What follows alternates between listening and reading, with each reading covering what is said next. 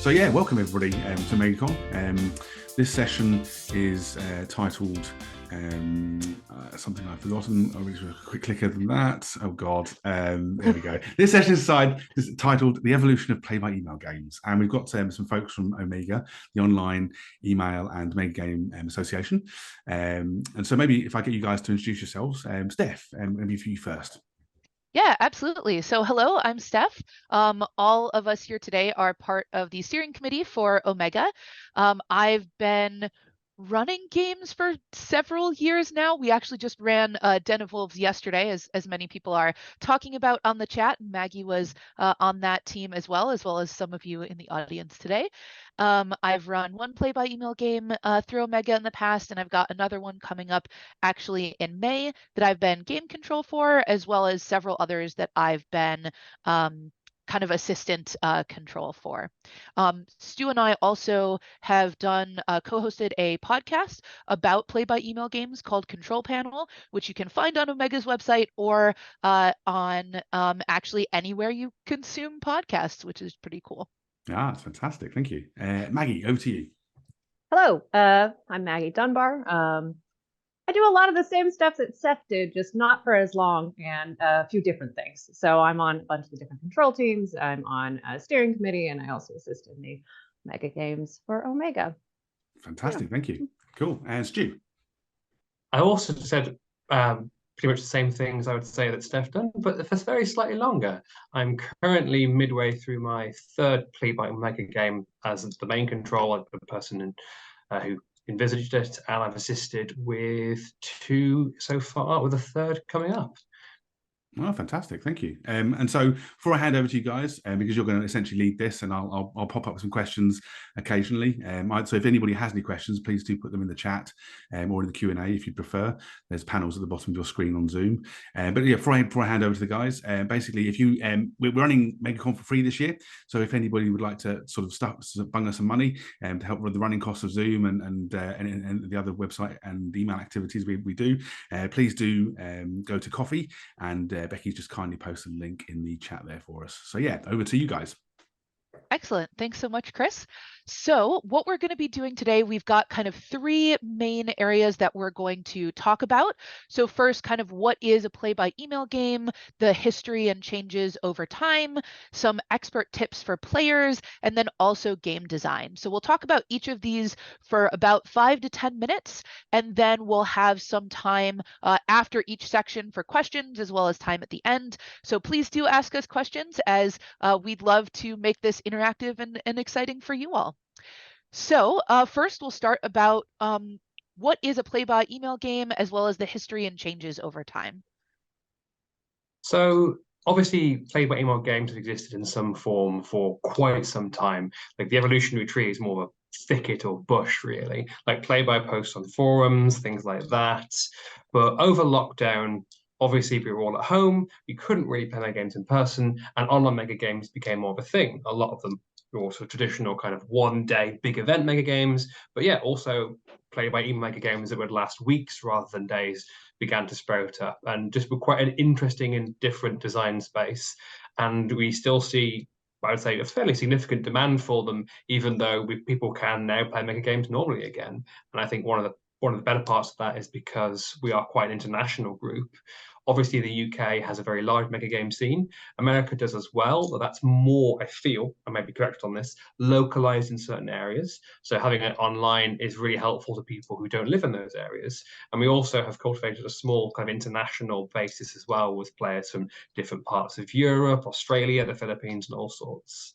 Over time with our games, we have seen a shift into more of a formalized structure, which we could, if we wanted, like say, is the standard Omega structure, because there's no real way to have to do these things, which is this weird blend of like play-by-post and Mega Games with RPG elements, and your turns that kind of last a week normally.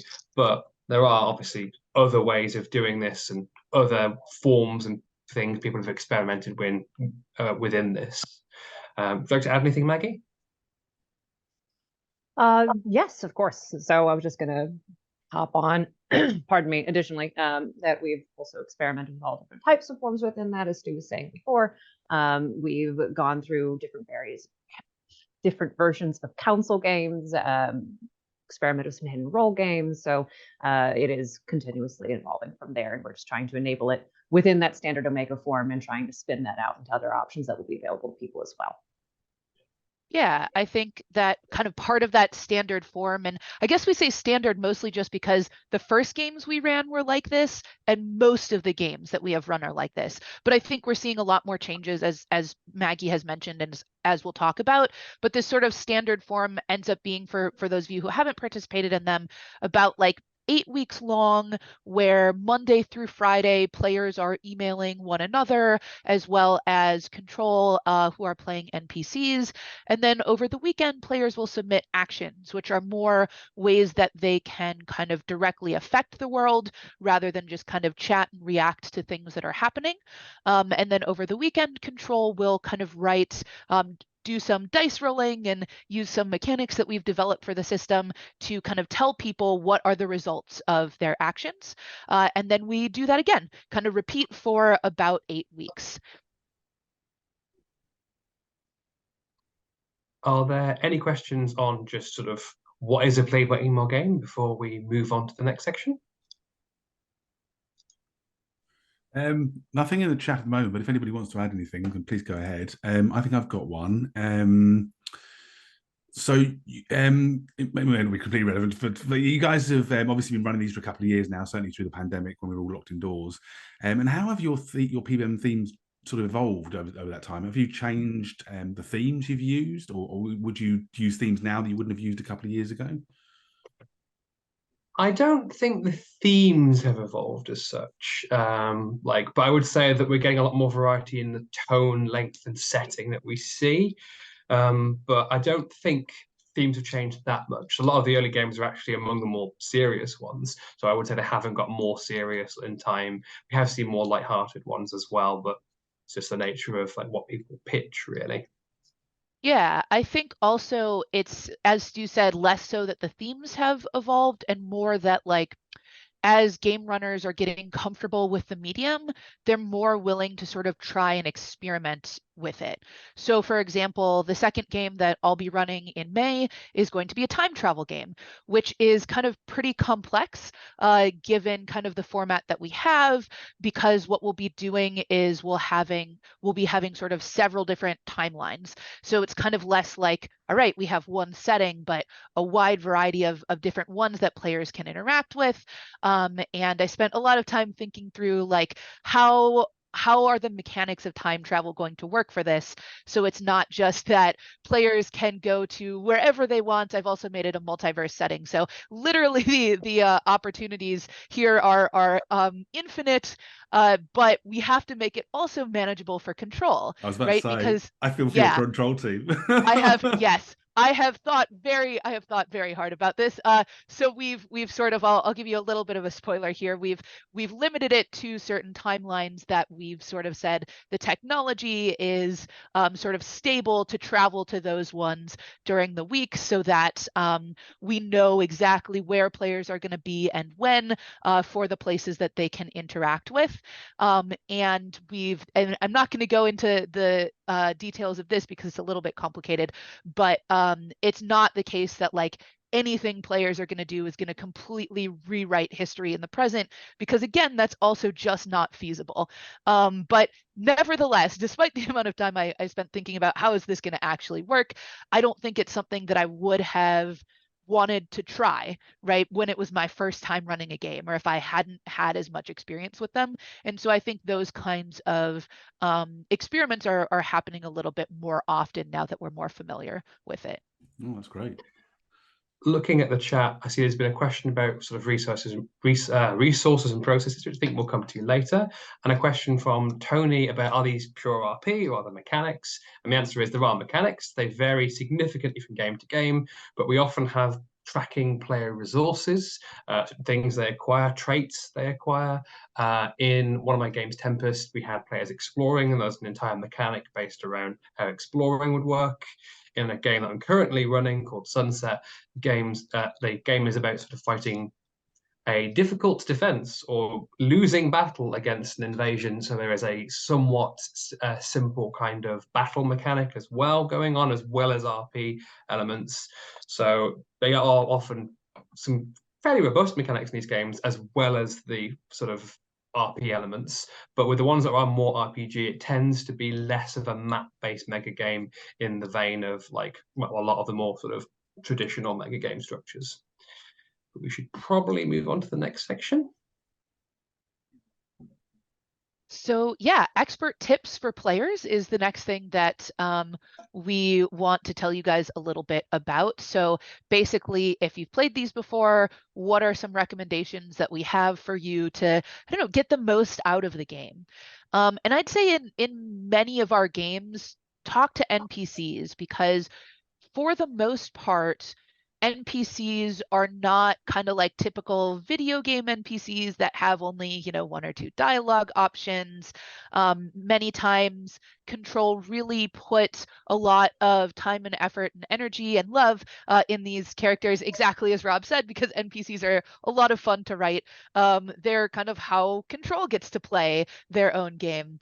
And they tend to be rich and interesting characters that are fun to interact with. And even if there isn't plot kind of involved with the NPCs, you can still have really fun and rich relationships with them.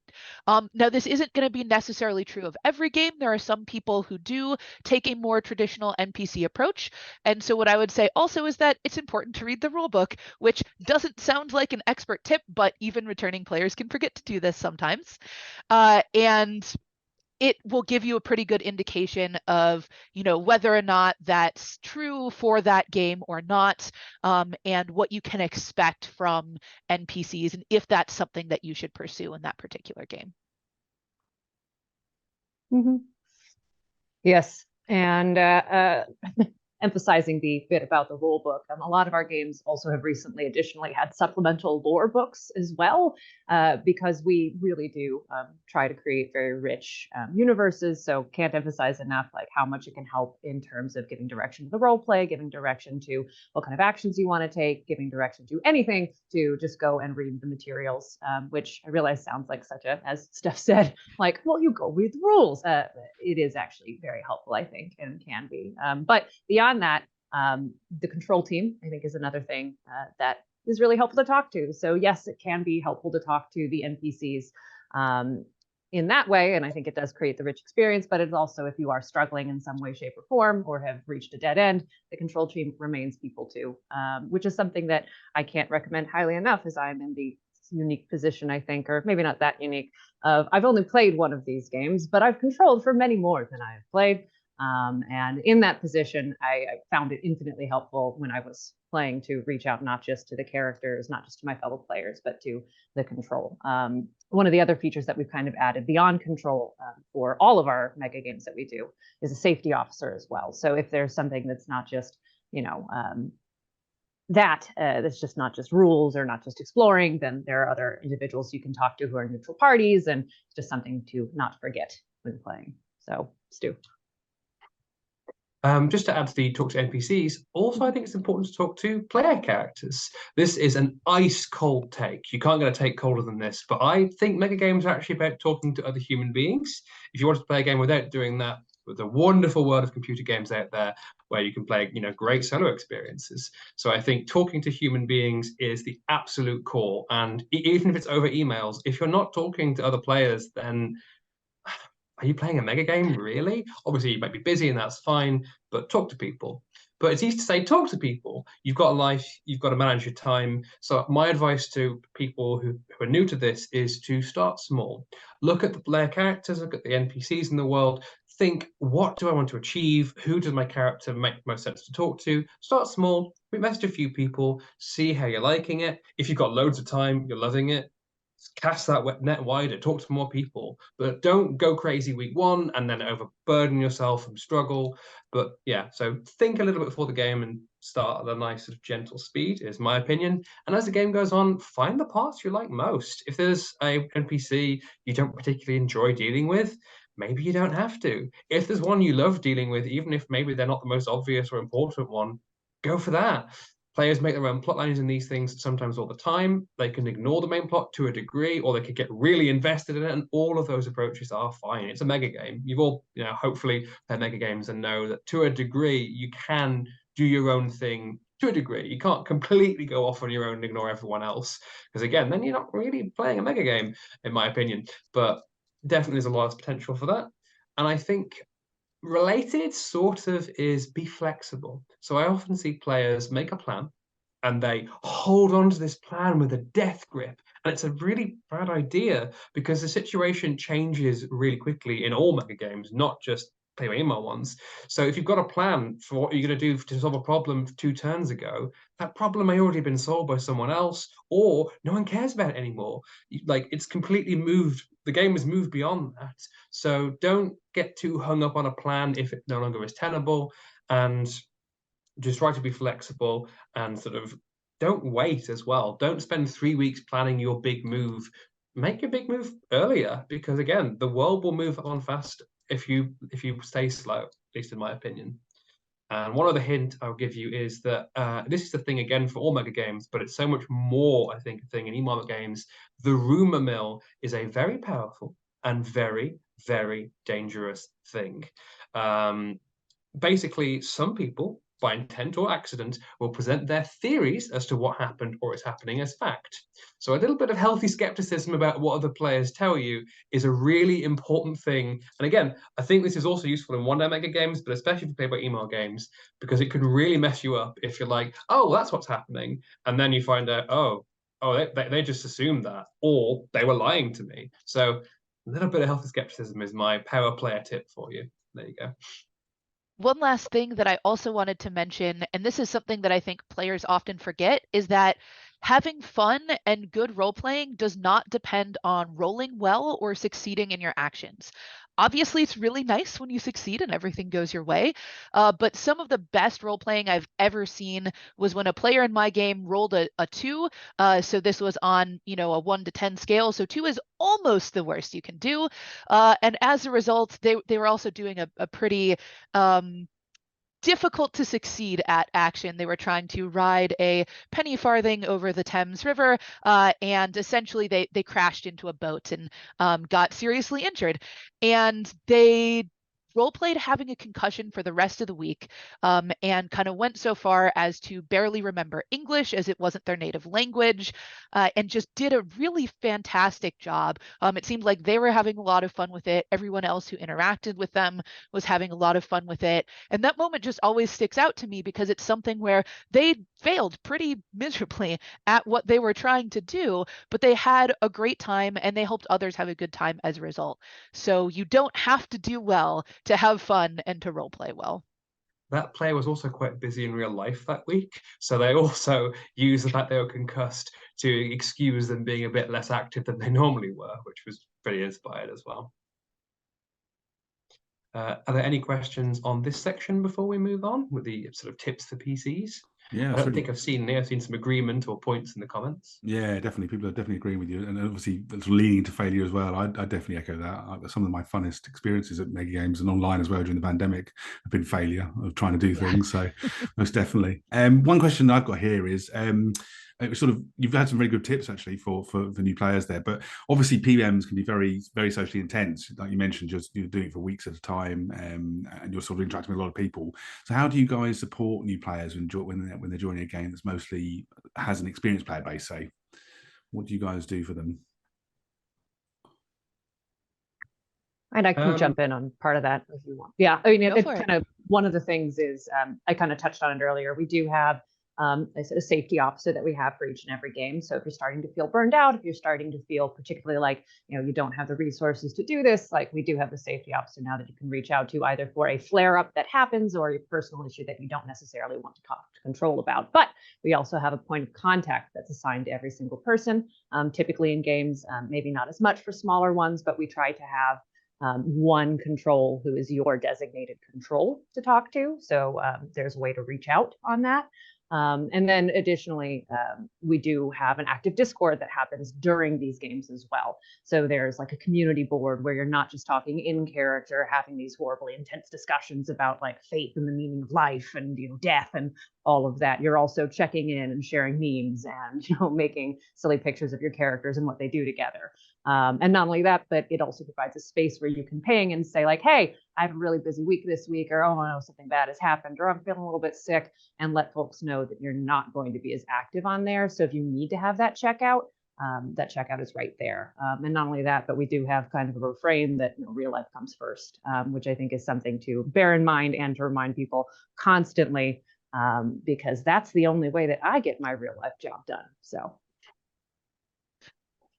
I think also Control is sort of aware of, you know, the emotional bleed that can happen in games. And oftentimes I've seen Control do in most of the games that I've been in, either as a player or Control, reach out to players when they're having an intense interaction with other players and say, hey, did you check in with them out of character? Have you had that conversation to make sure that everyone's okay?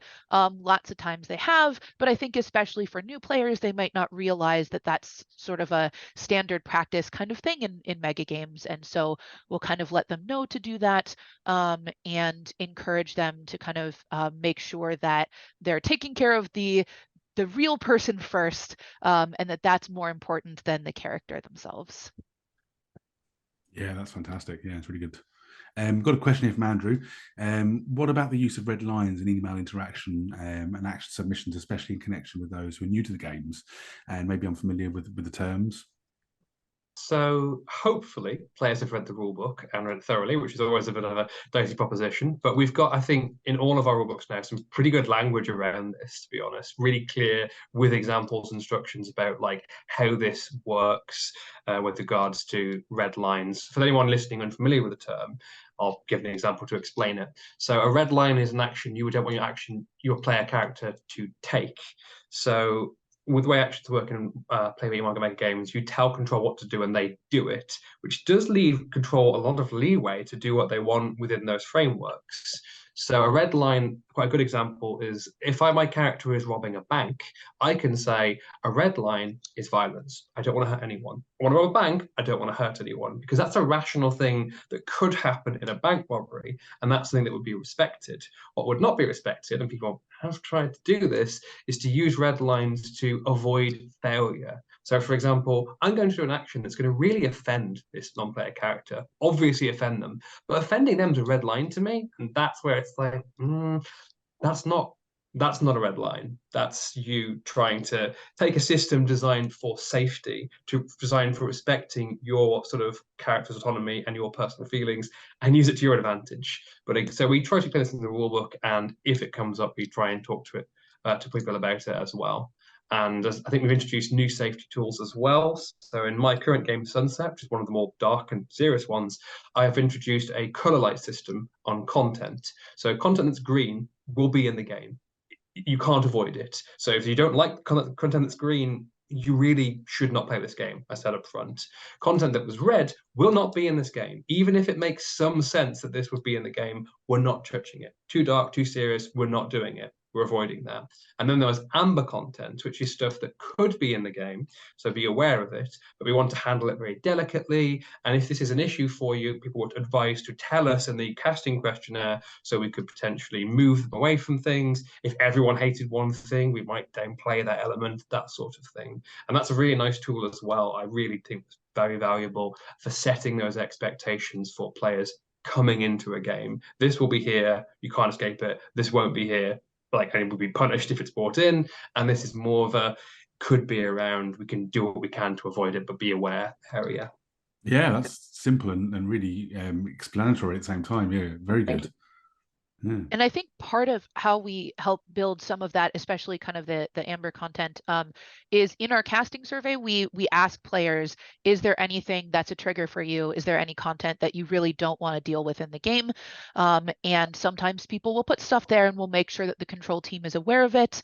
And when it's something that, you know, might come up in the game, that we keep that person far away from there. We make sure that nobody's interacting with them with it, or we choose to say, hey, we're going to remove these elements from our game entirely, just kind of depending on how that goes. Yeah. I actually keep the survey open when I'm writing action resolutions, so I can double check and make sure that I'm not including anything that is troubling to one of our players. Yeah.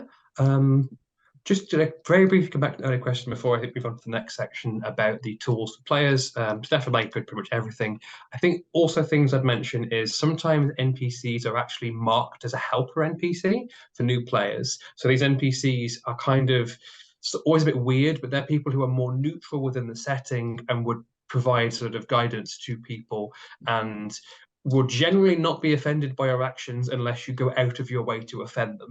Whereas other NPCs are more likely to get annoyed by things. Helper NPCs, again, unless you really try, are designed to be these kind of neutral figures. They're often, not always, often a bit more boring as a result, but they are a helpful in-universe tool to help people. And a very boring out-of-universe system that I do is, in all the games I run, I have a quarantine board on the Discord to discuss previous games, because we all love to discuss previous games, and it's great. But it's really off-putting and cliquey for new players, which is why I'm like, put it in this board, we can go crazy in there, and you guys can look in and say, man, that's kind of cool, but it's not going to constantly bother them, because I do think being cliquey and chatting about our old glories can be off-putting for new players. And then when they play the game, if they loved it, then they'll get it, and they'll be doing it themselves. Yeah, you're absolutely right. We should probably move on to the next section. Go for it. Is game design. Do you want to get us started, Maggie? Absolutely, Stu. Game design. I, as you heard in the introduction, have not been a game runner myself, so I will leave the nitty-gritty of it to our two panelists who have, but I will speak to my own experience on this, which is one of the big, wonderful things that I really like about PBEMs, as opposed to all of my experiences game mastering and in tabletop role play or anything like that, is that it is a team. Most of our PBMs have teams of at least 2 people, sometimes up to 6 or 7 people, and it takes months to write these games, or at least I think some of the more effective ones have taken months to write. You start well in advance, and again, you grow this world kind of from the ground up around a concept that's made by the game runner. And I think that the team is there for a reason, and it's one of the greatest joys of PBEMs. So, and I think our more successful ones have relied on that team and have used the time that's there to play test, to brainstorm, and not only that, but to go through the mechanics with a more critical eye, I suppose. As we are testing out new things, we do have the time and we have the room where this team can be the guinea pigs of it, can go through, read all of the new rules, and then actually do kind of mini versions of it so you can see how it rolls, how action resolutions will read, test for consistency and actions and voice and that sort of thing. So yes, I think one of our biggest advantages that we have here is having a team that's not afraid to throw things out there, be brave about it, have fun together, and shift and pivot when something's not quite hitting the mark. But there are more nitty-gritty elements, as I said. So Stu, do you want to take that? Please, thank you. Yeah, so we don't have time to get me started on the nitty-gritty of mechanics, but good news for those who really want that. I am very difficult to get to shut up if you really get me going. I have written a whole document about mechanical design and play by Megagames, which you can find on the Omega Discord. And one of our best resources is annotated rulebooks for one-day games and PBMs. I think reading a rulebook is a great way to learn, but the annotations let the designer tell you, okay, this is why this mechanic's here, or even this mechanic didn't work so well, or this mechanic worked better than expected.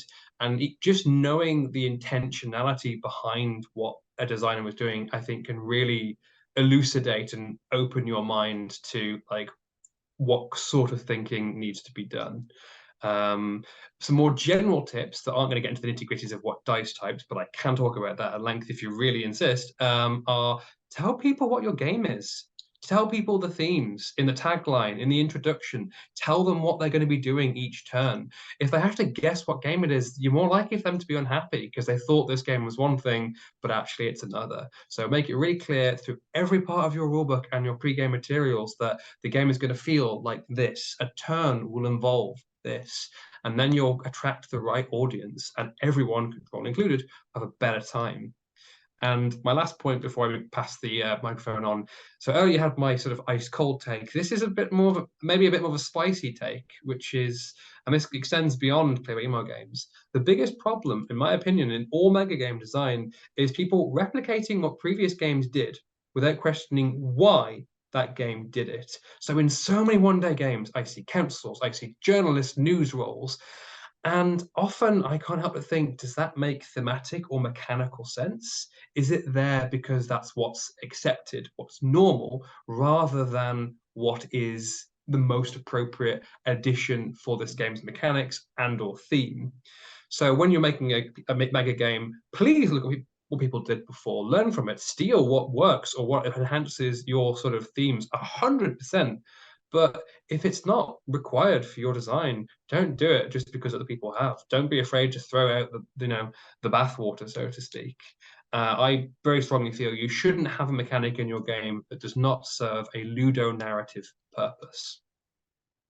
Yeah, I think that's a great point, Stu. I think making sure that kind of your mechanics and your themes just are in sync with one another, because if you say you want exploration to be a theme in your game, this was something that Stu did recently in Tempest. He designed a mechanic around it so that players had an additional exploration action that they could take. And we designed some extra content for the app that we were using. So there was a map that had a fog of war mechanic for people as well. And so it really felt like exploration is a theme rather than just saying, hey guys, you can explore the world if you want to. Won't that be fun? And I think those feel really different. So in addition to that, I think it's helpful to make sure that your mechanics are transparent to players. So my last game that I ran, which was Gods Wars, it was a competition. It was players were demigods competing to be ascended to godhood.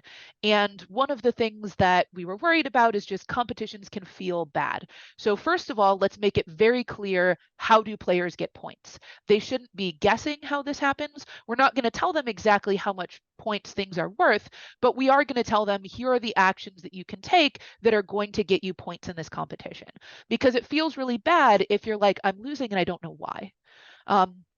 The other thing we did was we spent some time considering, how are players going to have fun if they're not winning? What are we going to do with those people who are kind of on the bottom of the pack, who think there's nothing I can do really to succeed in this competition, even if I want to? And we designed some plot elements around that so that those people could feel included and could feel like there was something for them in the game, and it didn't feel like the ending was just going to be disappointing for them. As it turns out, we made other elements a bit too well, because only 6 people, which was the top 6 were the ones who were able to ascend out of 24. Only 6 people out of 24 even wanted to. So you never know really what to expect with that. But I think just making sure that you have different elements of your game to kind of fit with the mechanics that you have to make everyone feel included, and also to kind of fit different players and different play styles that they might have. So think about, what kinds of things do you like in game? What kinds of things do you think other people like to see in games? And don't just pick one of those things, but try to have a lot of those different elements. Question. Do we have any questions? I'm not sure I saw it. I've not seen any pop up, but one question I have is, obviously you're talking about mechanics and making sure they're useful and viable in the game that you're creating. How do you play test mechanics for online games? Do you have any specific way of doing that, or ways? So I ran playtests for my last 2 Play by Email games internally within the control team. So we do practice action resolutions to test the rules and get a feel for how action resolution feels. For Tempest, we actually had 2 completely different rule sets, and I had my control team opt in to resolve actions within each to test if the rules worked, and also, how does this feel? Which one do you prefer? Why? I was opt-in and make them all do it. And I also made a massive spreadsheet where I did loads of tables of how dice worked, which isn't always fun, but I think is actually quite important if your game requires is based around balance. Definitely. And my current game, Sunset, which involves battles, I also had to make massive spreadsheets to work out how to make the battles work mechanically and make it so it wasn't too easy or too hard, so that players would not always win and it would be an effortless, laughable game, and they wouldn't always lose, so the game was too much about being sort of stomped into the dirt. And I can't talk about some of the heretical things I'm doing mechanically in that game because it's currently in progress, but I have committed some serious heresy in some of the mechanics in that game, which I'm really excited to talk about with people when it's finished, but I cannot do it yet. No, that sounds good. I think some of the other mechanics, like when I think about mechanics in these games, they're not always just about kind of dice and numbers, right? There's other systems that we've done in the past. Like I think this has been around for a while, so it doesn't feel novel anymore. But like several years ago, we introduced a bond system, right? Which I think Kyle and Stu designed in terms of how NPCs, how players bond with NPCs and how that might eventually also have some mechanical consequences as well. But other things like, the competition aspects that I had were not necessarily possible to test in advance in the same way. And so a lot of it just kind of involves, what Maggie was saying earlier, relying on your team saying, hey, does this sound like it works? Does this sound fun? What are the pitfalls? So I think making sure that you consider those kinds of things ahead of time and ask for help from your team, and also listen to that, right? You don't know everything as a game designer, even if you've been very involved in the past, even if you've had a lot of experience, there's always stuff that other people will catch that you might not. Oh yeah, absolutely. It's always best to take it out to a wider group if you have questions, or if you want to experiment, design something, you just want feedback on it. Definitely. Yeah. I think there's any more questions. So yeah, feel free to carry on. Cool. I think we've gotten through our sections, but was there any other stuff, Maggie and Stu, that you had about game design or anything else that you wanted to mention specifically?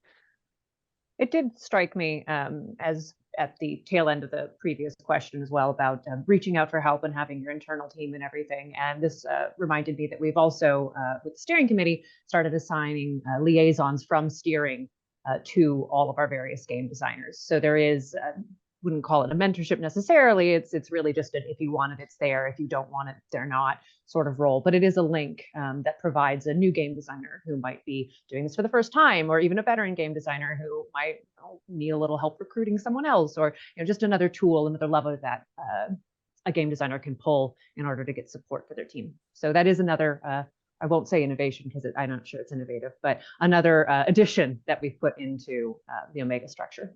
Yeah, no, that's really useful, definitely. One of the questions that sort of came up earlier on, I think Andrew asked it, but also I had it in my list as well. You obviously, the PBM games, do you rely on bespoke tools more than you did say a couple of years ago with a couple of years of development, or do you sort of rely on, like you mentioned spreadsheets and things, obviously very much important to most people's design their efforts, but yeah, do you have any sort of bespoke tools in Omega that you use for supporting the games? So we're very lucky in that a lovely man called Scott has made us a custom app we've been using for quite a lot of our online mega games for players to enter their actions into, get their resolutions out of when control put it in there. It also keeps track of resources the player accrues. It has a big list of all the email addresses and all the characters, player and otherwise. So it also acts as like a big address book for everyone. Often looks quite nice. He occasionally puts like little secret features like music or duck mode in there, which is something from Dusk City. And some of the games with the more custom systems, that's also been on Candy. So the competition Steph mentioned from God's Wars had a leaderboard on Candy that was updated to sort of show where people were on the competition. At Tempest, the exploration game that I ran, had a map, and every single player had a different map with the hexes that they had revealed kind of unlocked. So that's Candy, but we have also got games that don't need or don't use Candy. So some games have run entirely through Discord or Google Sheets or combinations thereof. People are obviously more than welcome to make their own proprietary tools for these games. The question of how we can more or less depend on bespoke tools is actually really difficult because it's kind of both. Like some games just aren't using them. It's just Discord voting. It's just a Google Sheet, whereas we have seen much more ambitious use of Candy. And I don't want to speak for someone else, Scott in this case, about where it's going, but he's currently working on a more plug and play version where people will be able to make their own basic version without him having to do all the programming work, to free him up and also hopefully sort of open Candy up to more games designers. So hopefully that'll be more of an option for people in future. Although I think that is probably more for basic functionality, and for really weird stuff, either you or Scott or someone else will have to program the weird and wonderful stuff. Patrick has asked, what does Candy stand for? And I think it's a bit of a backronym. I There don't is remember an answer, and I can't remember what it is either. I was He said wondering. recently, but I think the Control- I is inputs. It is, yeah. Yeah, and the N is Acronym, for yeah. and. That's all I remember.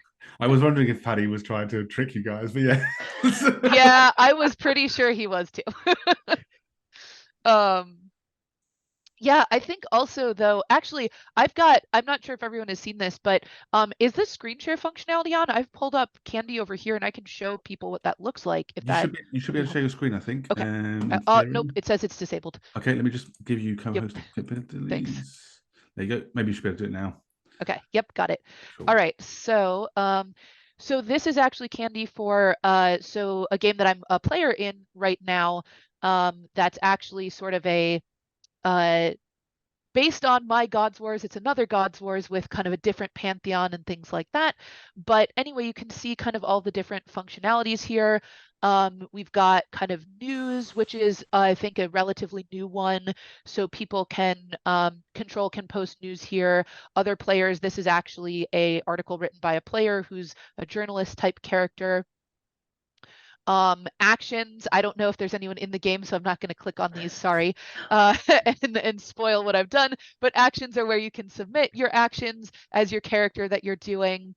My character, same thing with spoilers here, but it's got kind of all of your traits and assets and things like that that you can use in your actions. Other characters, this is where you've got kind of the list, the address book kind of list. Like Stu was saying, it's also got a search feature. So if you know the character's name, right, you can type it in and look that up. I think it does it for the player names too. Let's see. Yep. So that's a really nice feature there as well. They'll also be tagged as control if these are the control characters, PCs and well, gods are different types of NPCs, but regular NPCs as well are tagged there. And then this is kind of the leaderboard similar to My Gods Wars. They've got some of that information here, not a tool that's used in all of these, but this is kind of what it looks like. It's nice. It's very user friendly. I think it's very useful for people in just for players who are using the game. Is the Happy Duck part of the app? Yeah, actually, so this is based on a joke that Scott did several games back, where he made he turned Dusk City into Duck City, and every time you clicked it would honk like a duck, and he changed all of the pictures of player characters to duck pictures. And so I think if you click on that, it'll enable some of that functionality, because Scott likes to have fun with his tools too. That's really impressive, the overall tool. My God, yeah. Very good. Lucky to have him, I'm sure. Definitely. I think I haven't got any more questions. Oh, wait, here we go. Hey. Just stepped in. Here we go. Pete stepped in with what CADI stands for: controlling Yeah, actions and thank you, distributing Pete. inputs. There you go. Beautiful. Yeah, very good. I knew I had seen it somewhere before. I forgot that was from Right, the loading yeah. page. Yeah. Yeah, very cool. Obviously, functionality is brilliant. So, yeah, excellent. It must make life a lot easier for the designers and the players, I suppose. We'll see the news in one place and rather than have to scroll through, many hours worth of chats in Discord. So, yeah, that's really cool. Yeah. I don't think there's any more questions. Andy just asked one. Yeah, absolutely. Andrew just asked one. Do you have have a window for any more game submissions for the latter half of 2023? Andy this is a lovely setup question. Thank you, Andy. So our play by email games, what we've just recently done actually with these for steering is we kind of have 2 submission windows for kind of the first 6 months and the latter 6 months of the year. And these are for play by email games in particular. And we have recently done a couple of things. So I am a college professor in real life, so I came up with a rubric to evaluate the games. And that's something that we make public on our website and Discord for designers. After doing it for the first time, we now have example pitches as well, so that players can see not only here's what we're expecting, but what does that actually look like. We also encourage them to reach out and send in their applications and their pitches to be looked over by us in advance for feedback. And we've done that with quite a few of the submissions that we have coming up. So yeah, these have been really helpful for game designers, I hope. And if you feel the need, if you would like to submit, we have 1 week left for our current submission window for play by email games. 1-day games we have on more of a rolling basis because they often take a bit less time to plan and implement, especially if you've done them before. So those can be submitted at any time if you'd like to run one of those with us as well. And where would folks go if they want to sign up to run something with you? What's the website? This is a great question. Let me grab the link. I don't remember if it's on Omega. Someone else answer some questions while I look for that. No worries at all. Well, Steph's going to find our website link, but the best place to actually talk to us is on our Discord, which you can get from the website or just ask around. I'm sure someone will be able to give that to you. Patrick's just shared the link in the chat, which is omega-mega.games/contact. If you're just listening, that's going to be annoying. Apologies, but you can Google it and probably find if you search Omega Mega Games. But again, if you want to actually talk to us, go on the Discord. You'll find all the people on this panel and loads of other people who will happily sort of explain things, share our various resources, most of which are accessible by the webpage as well, and just sort of help get you started. Yeah, absolutely. Yeah, I remember that Discord as well. You guys are very, very helpful, I have to say. Very chatty, very helpful, definitely. Thank you. Okay, I think we've kind of run out of questions at this point. I don't know if there's anything else any of you guys want to sort of mention at this point, or we've certainly gone just about to time, so that's excellent timing. But yeah, no, thank you for your time. Very organised. Oh yeah, absolutely. Got to be when you're running week-long games. That's right. Many week-long games. But yeah, no, absolutely. If anybody has any questions, you can always post in the MegaCon Discord chat, or obviously join your Discord, the Omega Discord, and ask questions over there as well. But yes, but thank you very much, Stuart, Steph, and Maggie. Appreciate it. And yeah, catch you up next time. Thank you. Thank you. Sounds great. Thanks so much. See you later on. Bye-bye. Bye. Bye.